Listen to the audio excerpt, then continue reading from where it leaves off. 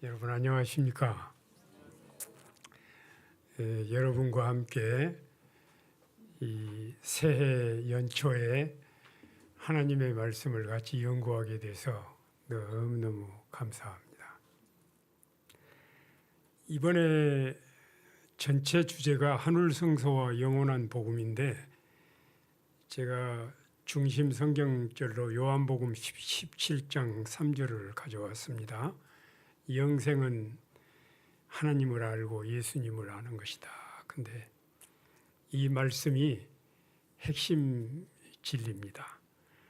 오늘 저녁에는 제가 이번 한 주간 동안 공부할 전체적인 내용을 망원경식으로 이렇게 살펴볼 거예요. 다음과 같은 질문에 대한 답을 오늘 공부를 통해서 우리가 얻게 될 겁니다. 이 세상에서 가장 행복한 사람이 누구인가? 구원의 확신을 가지고 사는 가장 좋은 길이 무엇인가? 하나님의 사랑과 공의가 가장 분명하게 나타난 곳은 어딘가? 심판은 두려움을 주는가 아니면 기쁜 소식인가?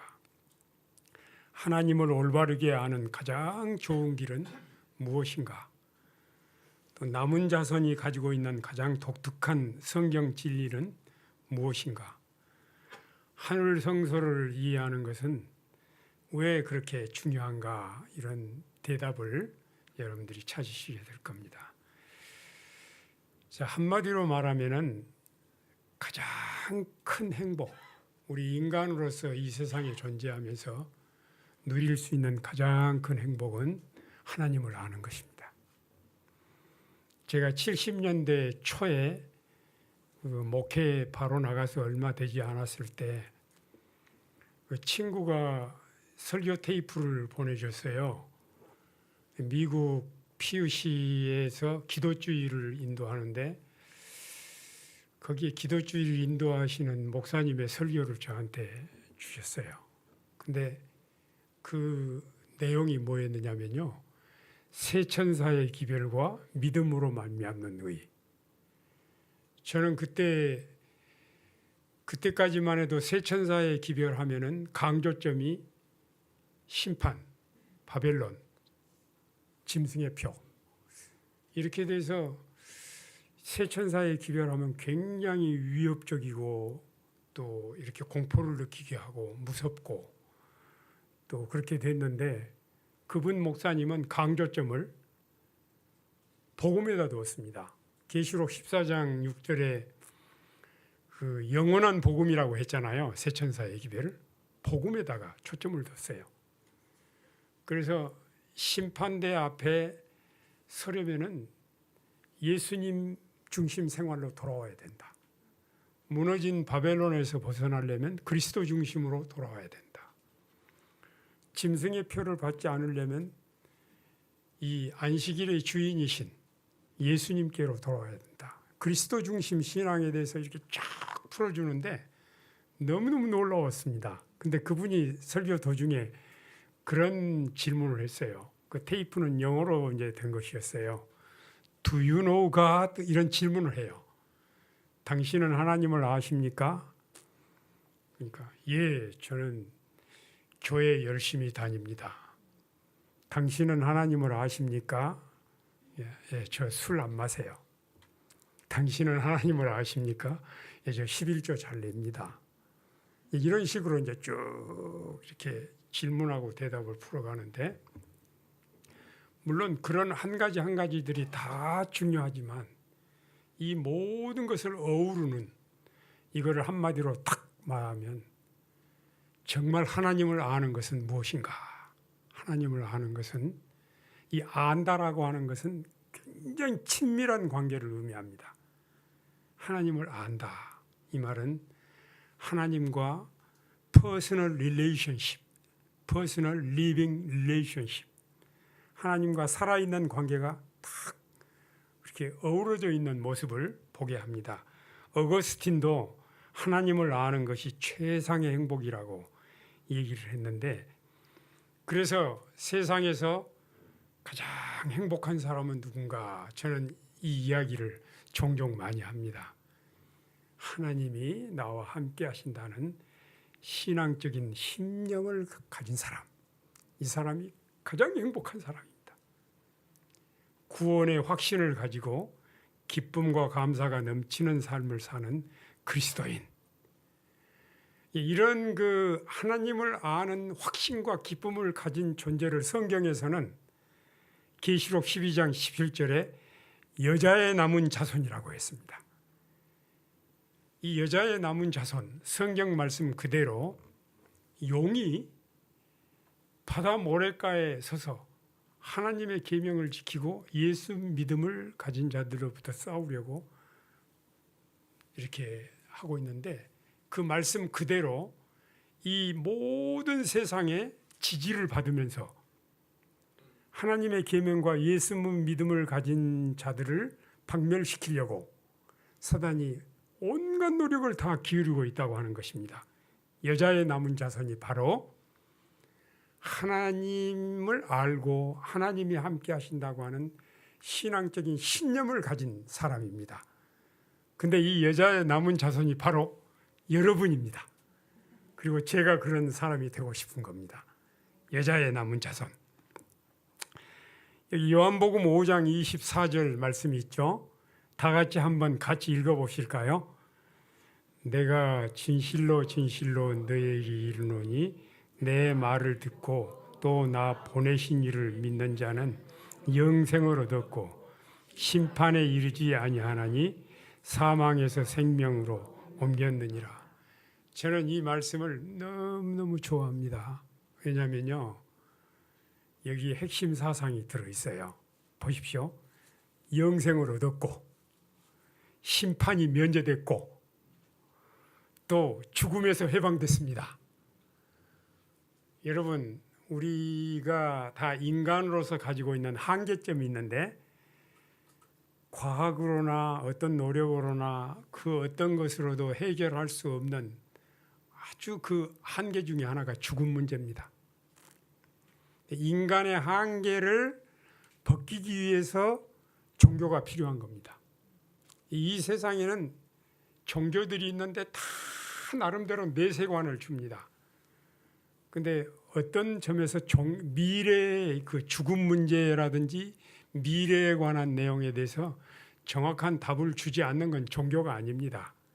그런 점에서 유교는 종교가 아닙니다. 유교는 덕스러운 교훈들은 많이 주지만 내세관에 대한 내용이 없습니다. 근데 여러분, 이 세상의 모든 종교들은 심지어 기독교까지 내세관이 영혼 불멸설입니다. 불교의 윤회설 보십시오. 이 샤머니즘에서 온 거거든요.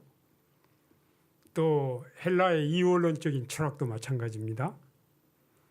천당 지옥설, 연옥설 다 영혼 불멸설입니다. 정말 깜짝 놀랄 일입니다. 그래서 이 성경에 보면은요, 성경은 조건 영생설, 예수를 믿으면 영원히 살고 예수를 믿지 않으면 영원히 없어져 버리는 겁니다. 이게 조건 영생설입니다. 영혼 불멸설이 아닙니다. 근데 여기 보십시오. 예수님을 믿으면 영생을 얻었고 심판에 이르지 아니하나니 사망에서 생명으로 옮겼느니라. 그렇게 됐죠? 제가 이번에 말씀들은요, 중요한 내용들은 매일 저녁 반복이 됩니다. 조금씩. 근데 이 말씀을 잘 보십시오. 예수를 믿으면 죽지 않고 영원히 삽니다. 왜 그러냐면요, 예수님의 십자가의 죽음은 우리가 죽을 죽음을 대신 죽으신 겁니다. 좀 정확하게 말씀드릴게요. 로마서 6장 23절에 죄에 쌌은 사망이라고 그럴 때 그 죽음은 둘째 사망입니다. 아직까지 인간으로서는 둘째 사망을 겪은 사람이 없습니다. 오직 인간으로 오신 하나님이 예수님이잖아요. 예수님만 둘째 사망을 겪으셨습니다. 그래서 예수 믿으면 안 죽습니다. 그냥 잠자는 죽음이 아니라 둘째 사망에서 면제가 됐다는 겁니다, 여러분. 제가 이 사실을 알고요, 얼마나 감동을 받았는지 몰라요. 이 사실 한 가지만 가지고, 그 다음에 죄를 범하면 죽어야 되잖아요. 이게 심판이잖아요. 예수 믿으면 예수님이 내가 받을 벌을 대신 받으셨으니까 심판에서 면제가 되는 겁니다. 그래서 예수 믿는 사람들은 물론 심판이 없다라는 말이 아니라 예수를 믿으면 심판에서 면제가 됐으니 얼마나 감사합니까, 여러분. 그러니까 우리 그리스도인들이 이렇게 하나님의 말씀을 하나하나 깊이 있게 깨닫게 되면요, 그 자체로 우리의 마음에 아주 견딜 수 없는 감동과 감격을 가져다 줍니다. 자, 이 그림을 보시면은 여러분은 어떤 느낌을 가지십니까? 이 그림을 딱 보시면 대제사장이 법궤 앞에서 지성소 봉사를 하고 계시죠. 그런데 이 남은 자손, 아까 계시록 12장 그 17절에 나오는 여자의 남은 자손이, 이 남은 자손이 가지고 있는 독특한 진리가 무엇일까요? 이렇게 질문을 받는다면 여러분 어떻게 답변하시겠습니까? 이 성경에 아주 독특한 진리가 있어요. 이 독특한 진리를 알게 되면요, 이거는 구원의 확신을 주고요, 신앙생활의 기쁨과 감사가 아주 자연스럽게 흘러나옵니다. 또 분명한 삶의 목적과 사명이 마음에서 생겨나게 되고요, 십자가를 우주적인 관점에서 보게 됩니다. 또 하나님의 사랑과 공의를 가장 확실하게 알게 되고 하나님의 품성을 가장 잘 나타내는 삶을 살게 됩니다. 그리고 우리도 입체적으로 하나님처럼 사랑 덩어리가 됩니다. 이 진리를 알면, 그 진리가 뭘까요? 이 답이 나와 있죠. 하늘성소입니다. 하늘성소에 대한 이해를 갖게 되면 우리 구원 문제라든지 또 우리 인간이 가장 행복한 삶이 어떤 것이라든지 이런 모든 문제에 대해서 정말 놀라운 축복을 받게 됩니다. 성경에는 사실 하늘성소에 대한 이야기가 많이 나옵니다. 대표적인 것들이에요. 히브리서에, 계시록, 다니엘, 에스겔서, 바울 편지서에 기타 성경 다수의 하늘성소에 대한 이야기들이 많이 나옵니다. 몇 가지 제가 성경절들을 여기 선택했습니다. 히브리서 9장 24절로 28절.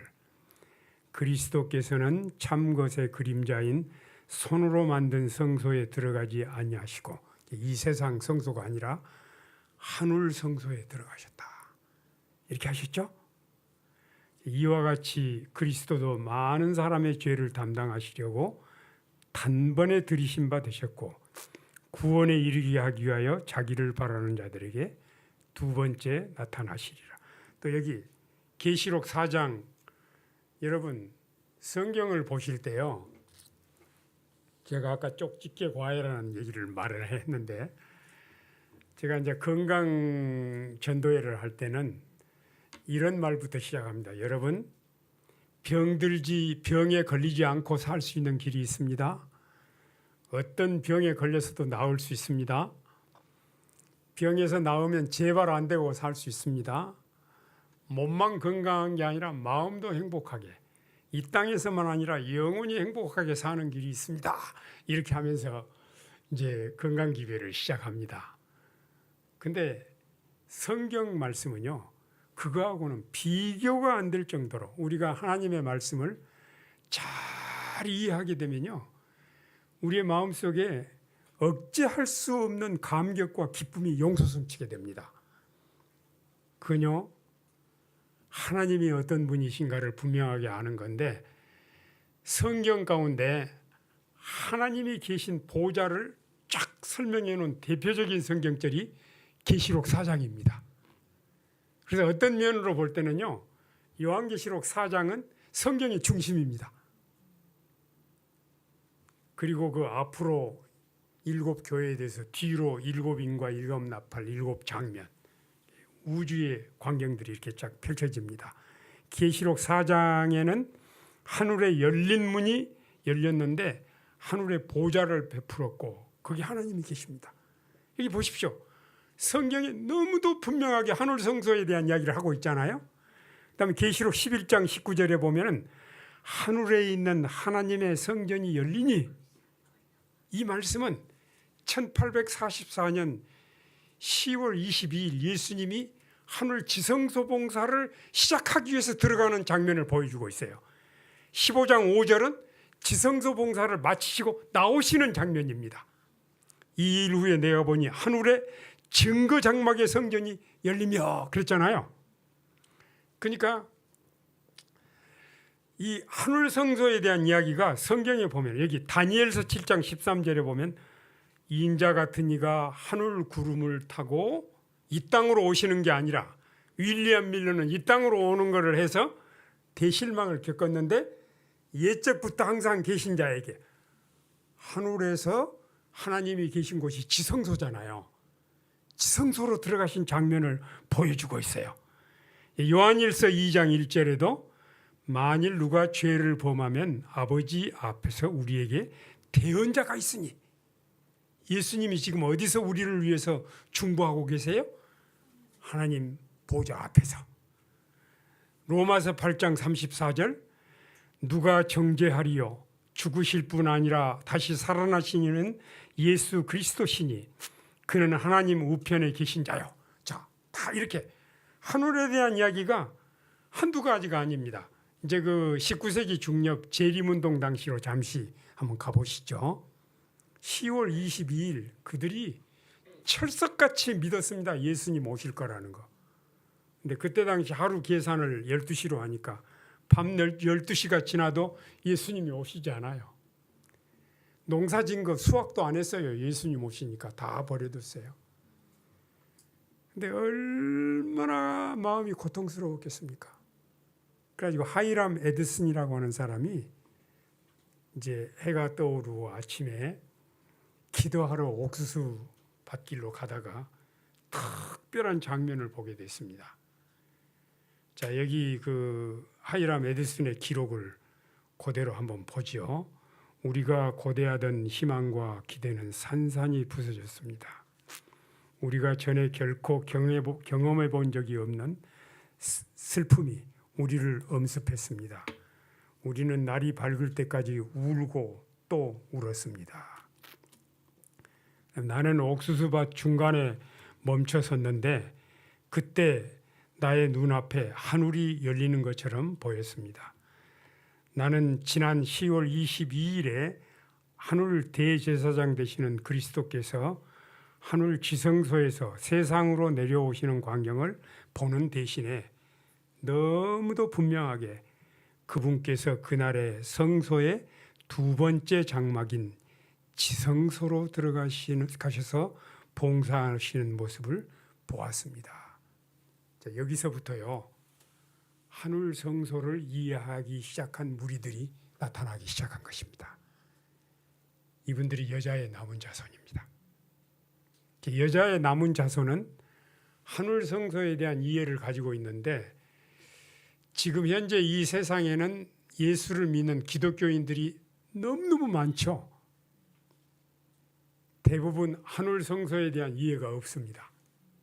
물론 성경에 하늘 성소라는 말은 해요. 말은 하지만은 그 의미상 하늘 성소를 이해하는 것이 어떤 영향을 주는가 하는 것에 대해서 이렇게 좀 우리가 올바르게 이해를 하지 못하는 것들이 있습니다. 여기 영감의 글에 나오는 내용을 한번 보겠습니다. 예언의 빛을 따른 사람들이 깨달은 바와 같이 2300주야가 마치는 1844년에 그리스도께서 세상에 오시는 것이 아니라 당신의 재림의 준비로 속죄 사업을 마치기 위해 하늘 성소의 지성소에 들어가셨다. 그래서 19세기 중엽에 너무너무 큰 실망이 있었는데 하늘 성소에 대한 이해를 하면서 그 실마리가 풀린 것입니다. 하늘 성소를 이해한다라는 말이 엄청난 의미를 가지고 있기 때문에 우리가 이번 한 주간 내내 이런 내용들을 살피게 될 거예요. 자, 이 세상을 덮고 있는 가장 짙은 구름은 하나님에 대한 오해의 구름입니다. 루스벨이 타락해서 사탄이 됐죠. 사탄이 타락하면서 하나님에 대한 오해를 계속 만들어냈는데 지금 이 세상은 하나님에 대한 오해로 완전히 뒤덮여 있습니다. 제가 39살 먹은 젊은 개신교 목사님이 암에 걸려가지고 이제 제가 대학에 있을 때예요. 찾아왔는데 제가 이제 천연 치료에 대해서 소개를 해주고 다 하니까 다른 거는 다 해볼 수 있겠는데 체온을 39도 올리는 찜질은 집에 가서 못할 것 같으니까 좀 교수님 댁에 가서 배워가지고 가겠다고. 그래서 이제 우리 집에서 몇 달을 살았거든요, 같이.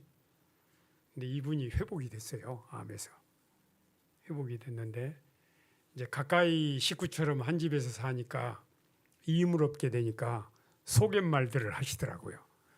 이런 말씀을 하셨어요. 저는 몸이 아파도 내가 목회를 하고 있는 동안 아프단 말을 못했대요.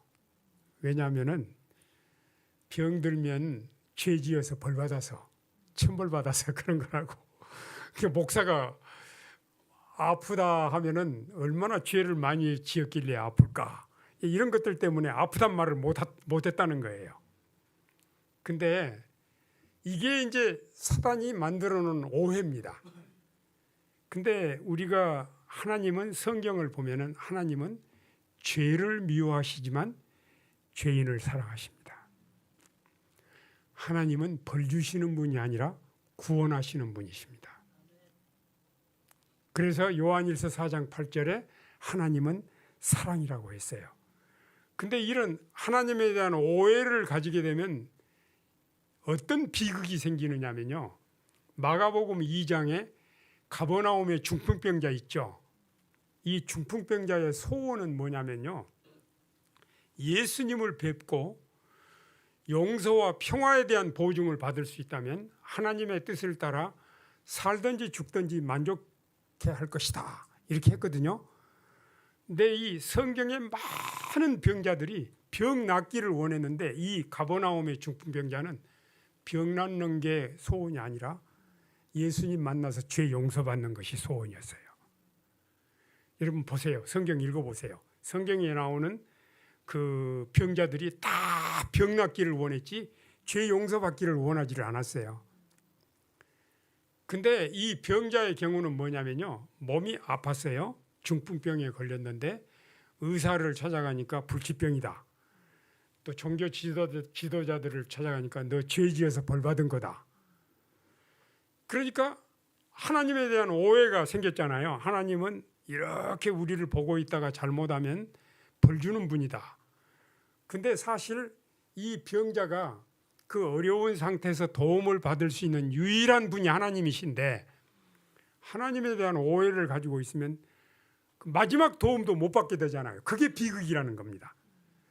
우리가 이 세상에 살면서 하나님이 어떤 분이신가를 명확하게 알지 못하고 천벌 받는다, 권성징악, 기복신앙. 예를 들어보겠습니다. 이 흡연하는 사람이 폐암 진단을 받았는데 이렇게 생각을 해요. 내가 담배를 피워서 천벌을 받아가지고 폐암에 걸려서 죽게 됐다. 어디까지는 맞고 어디까지는 안 맞습니까? 자, 담배 피워서 폐암에 걸려서 죽게 된 건 맞아요. 어떤 건 안 맞습니까? 예, 담배 피워서 하나님이 나한테 벌 줬다. 그건 안 맞는 겁니다. 하나님이 뭐 담배 피우게 했나요? 누가 피운 거예요? 자기가 한 거잖아요. 자기가 한 거잖아요. 최종적으로 악인들이 지옥불에서 영원히 멸망당하는 그거는요. 하나님이 너 죄 지었으니까 일부러 벌 받아라. 그게 아닙니다.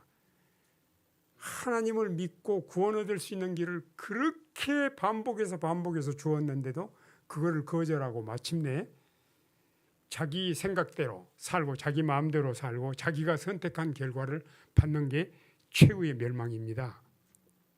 그래서 우리가 하나님을 올바로 아는 것은 대단히 중요합니다. 그래서 저는 이렇게 정리를 해봤어요. 인생의 모든 비극이 하나님에 대한 오해로 생기는 것이라면 하나님을 바르게 아는 것은 인간이 경험할 수 있는 최대의 축복이다.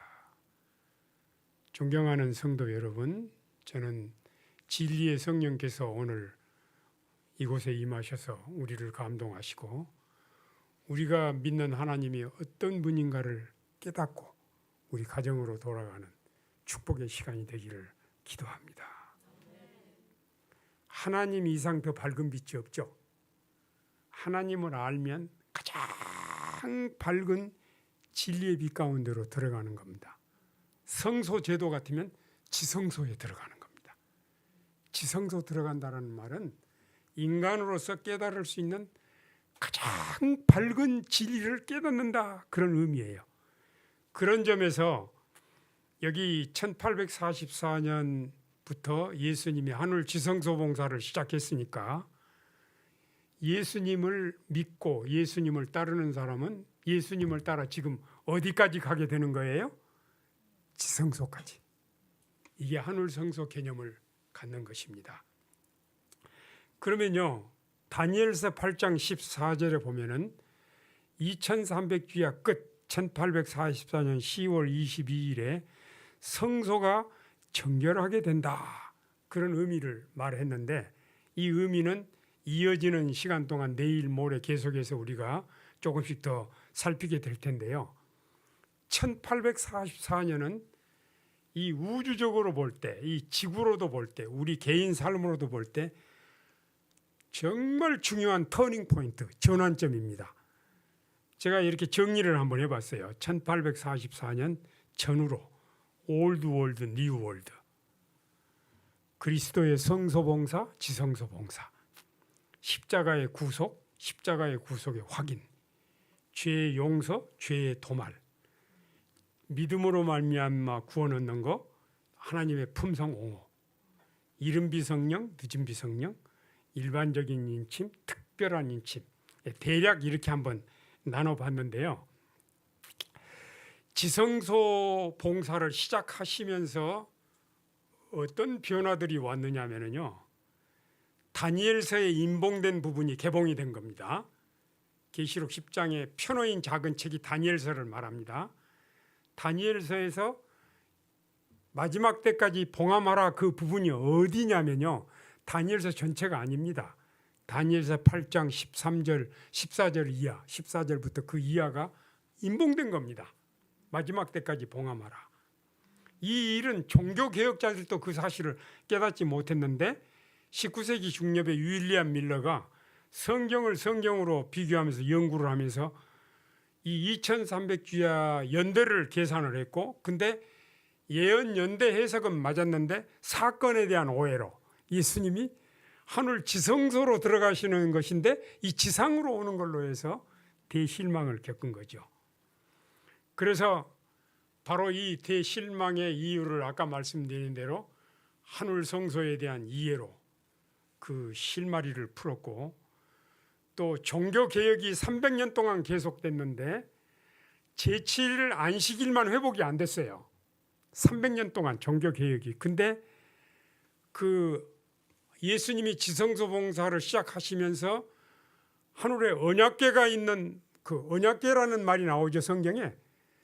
그래서 십계명 중에 제7일 안식일을 지키는 무리들이 생겨나게 된 거예요. 이건 종교개혁의 완성을 가져오는 거예요.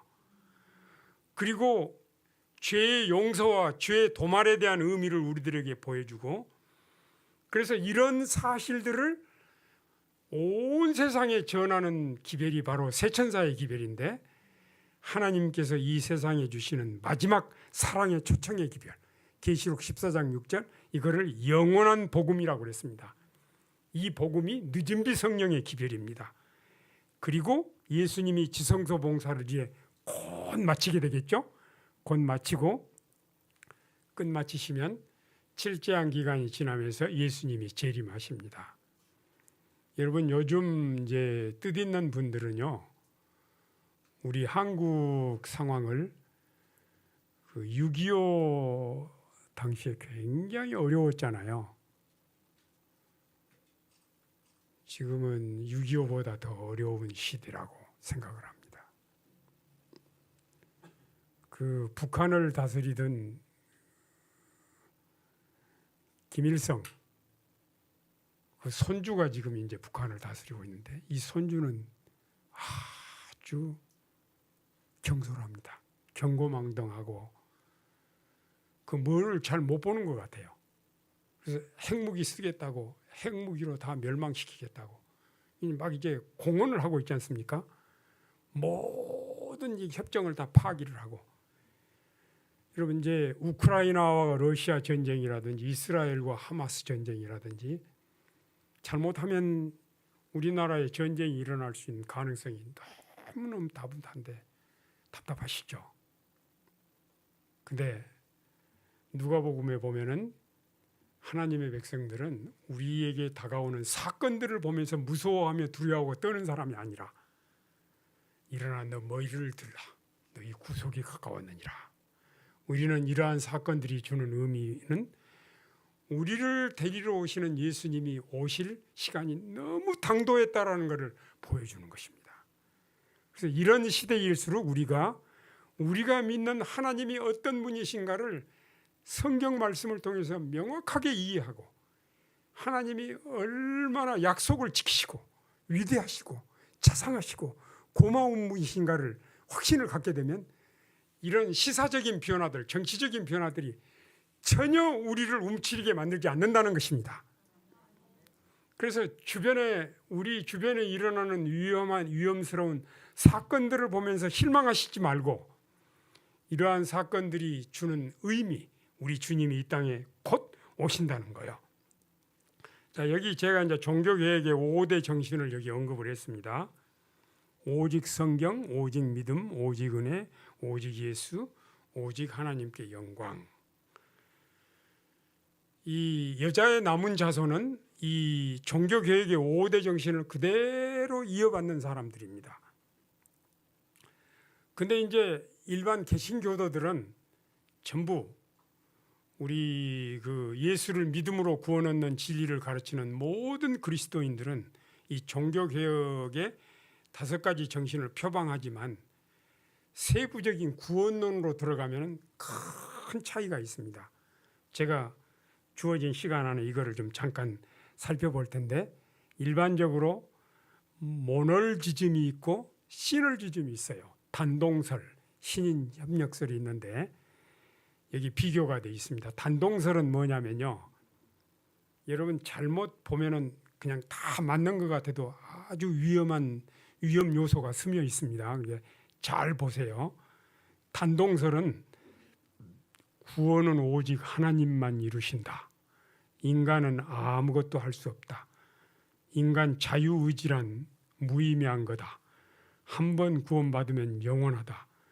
구원받은 사람은 타락하지 않는다. 이런 내용이에요. 어떻게 생각하십니까? 이게 단동설입니다. 신인 협력설은 구원은 하나님과 인간의 협력으로 이루어진다. 인간 편에서 할 일이 있다. 자유의지가 존재한다. 우리가 할 일은 뭐냐면 선택하는 겁니다. 다른 거 아니에요. 선택하는 거. 매일 새로운 선택이 필요하고 예수님 재림 전까지는 옛사람이 남아있기 때문에 얼마든지 다시 타락할 수가 있어요. 그런 거예요. 자, 좀 더 추가 설명을 보면은요. 단동설은 강력한 은혜신앙이고 총체적인 은혜신앙입니다. 예정론이 좀 스며 있고요. 자유의지가 없어요. 구원의 인간은 수동적이에요. 그런데 여기 신인협력설은 하나님이 공급하시고 인간이 반응을 합니다. 즉 구원은 하나님이 이루시는 거지만 필요를 느끼고 선택하는 것은 우리가 하는 일입니다. 우리가 스스로 어떤 선행을 해서 구원을 이룬다 그런 의미가 아니에요. 선택하는 거. 그래서 인간은 구원에 참여하고 관여하는 걸로. 자, 신인협력설 사항에 있어서 우리가 확인해야 될 것이 있는데 그러면 우리 인간이 구원에 어느 정도 기여하는가? 믿음과 행함이 반반인가? 아니면 인간은 선택하고 하나님이 나머지 모든 것을 하시는가? 이런 정리가 좀 필요하죠. 근데 이 신인 협력설에는 1단계, 2단계, 3단계가 있습니다. 1단계는 행함으로 구원 얻으니까 불교적인 개념이니까 아니죠, 이거는. 그다음에 2단계는 지성임은 감천이라고, 우리가 열심히 성의껏 하면 부족한 걸 하나님이 채워주신다. 이건 아닙니다. 이게 캐톨릭의 이해입니다. 현재 3단계는 뭐냐면 은혜 중심 신인 협력설인데, 종교개혁의 5대 정신을 수용을 하면서 우리가 하는 일은 오직 선택하는 일만, 그리고 나머지는 하나님이 다 하시는 겁니다. 이게 은혜 중심의 신인 협력설입니다. 여기는 인간의 자유의지를 인정을 합니다. 그러면은 지금 우리 특별히 한국이 그러죠. 이 SDA를 2단이라고 말하잖아요. 이 문제에 대해서 잠깐 좀 설명을 드릴게요. 왜 SDA를 2단이라고 그러냐면은 캐톨릭처럼 신인 협력설을 지지한다. 행함으로 말미암는 구원을 강조한다. 구원에 있어서 율법 순종하는 것을 강조한다. 그리고 조사 심판을 주창한다. 이런 내용이거든요. 그러면서 이렇게 이제 설명을 합니다. 속죄는 십자가에서 완성되었는데 뭐가 그가 부족하다고 또 조사 심판을 하느냐? 구원받은 사람은 다시 심판할 필요가 없지 않느냐? 구원받은 성도들을 다시 조사한다 그러면은 두려움을 일으키지 않느냐? 그리스도의 십자가의 구원을 불완전한 것으로 말하지 않느냐? 이건 성경적이 아니다. 그러니까 SD는 2단이다. 이렇게 말하는 겁니다. 네, 저를 좀 잘 함께 굉장히 이제 중요한 부분으로 들어가 보겠습니다. 무엇이 문제일까요? 무엇이 문제일까요? 제가 기도하면서 발견한 사실은요, 한울 성소에 대한 이해를 하느냐 안 하느냐, 이 차이입니다. 그러니까 한울 성소에 대한 이해가 없으면 십자가의 구원을 이 지상에만 국한시킵니다. 근데 한울 성소를 이해하게 되면 십자가의 구원을 우주적으로 보게 됩니다.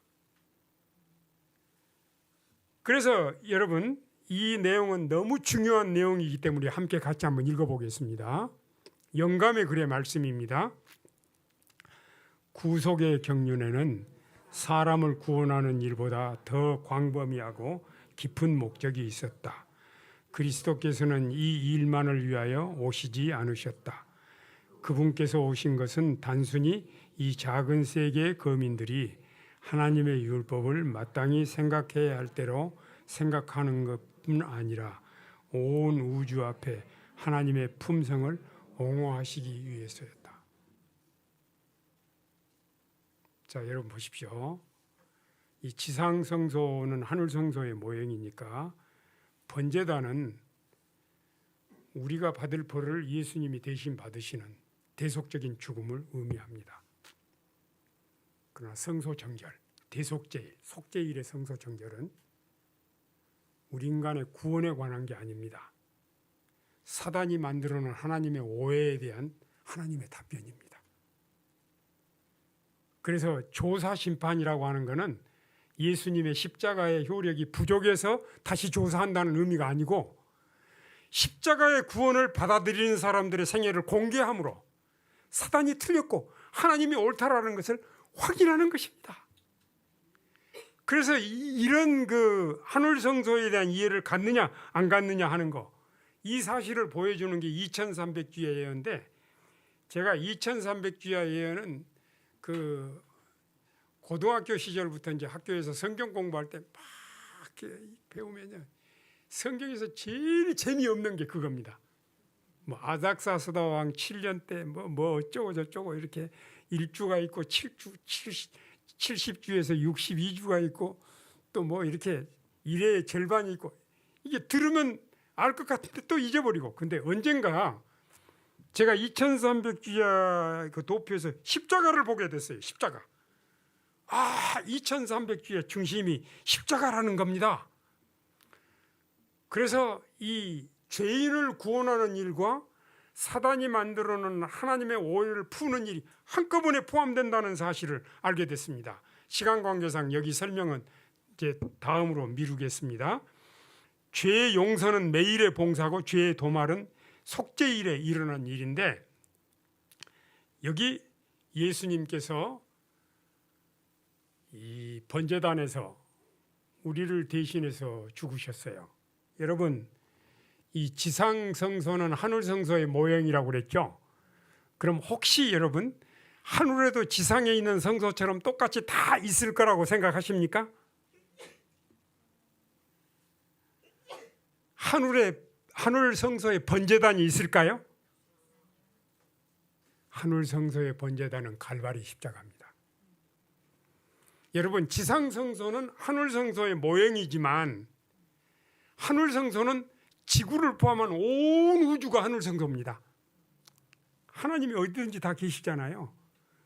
그래서 하늘 성소의 번제단은 갈바리 십자가입니다. 그렇게 우리의 이해의 폭을 넓히는 겁니다.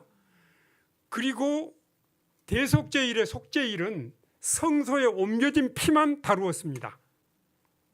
이거는 구원을 받고 안 받고 하는 결정이 아니라 십자가의 구원을 받아들이는 사람이 왜 구원을 받을 수밖에 없는가를 보여주는 것입니다.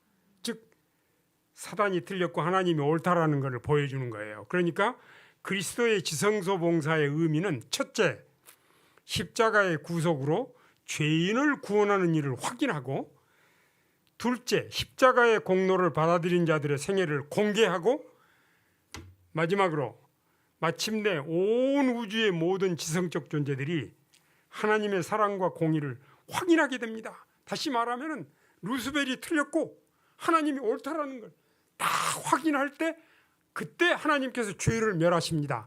그리고 그때까지 죄를 고집한 사람들이 죄와 함께 멸망당하는 게 마지막 지옥입니다. 계시록 20장의 사실들이에요. 그러니까 이 심판에는 세 가지 국면이 있어요. 굳이 조사라는 말을 안 써도 돼요.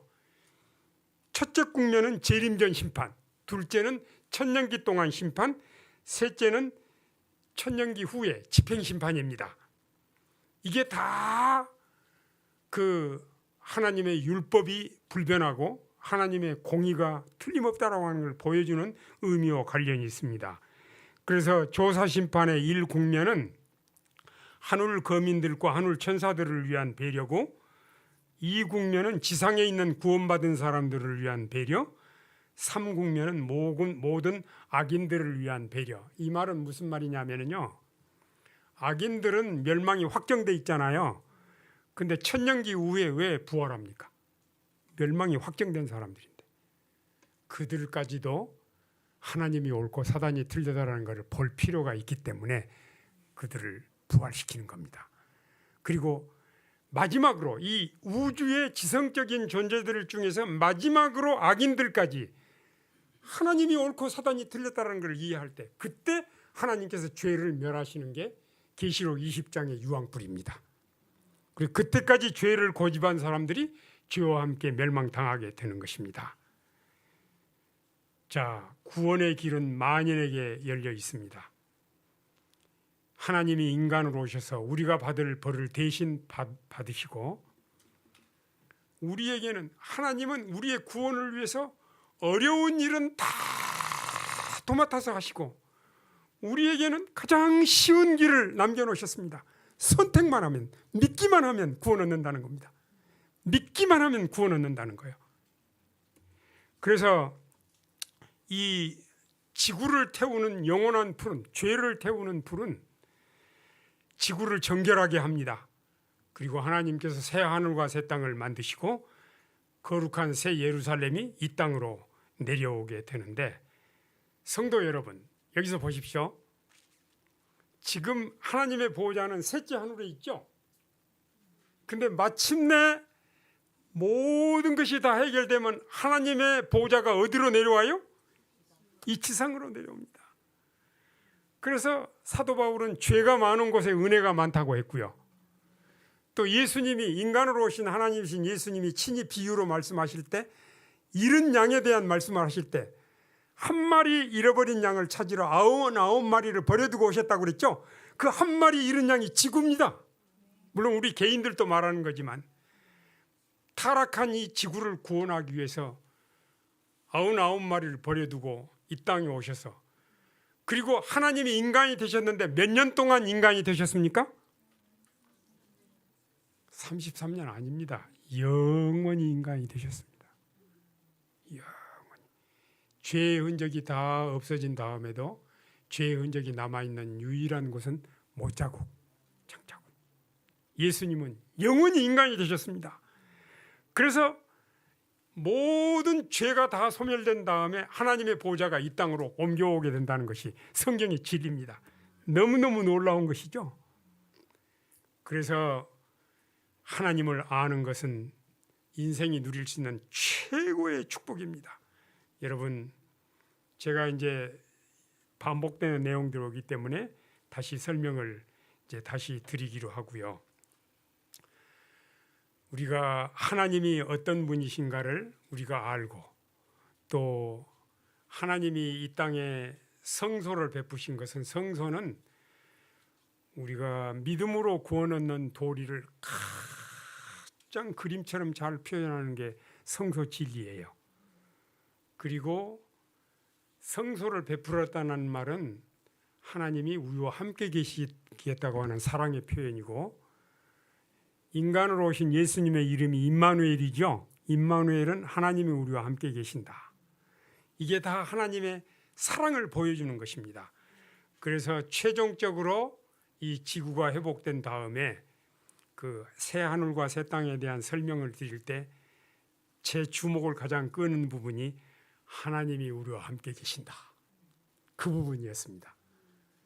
그래서 지금도 우리가 하나님을 알고 하나님이 얼마나 우리를 크게 사랑하시는가.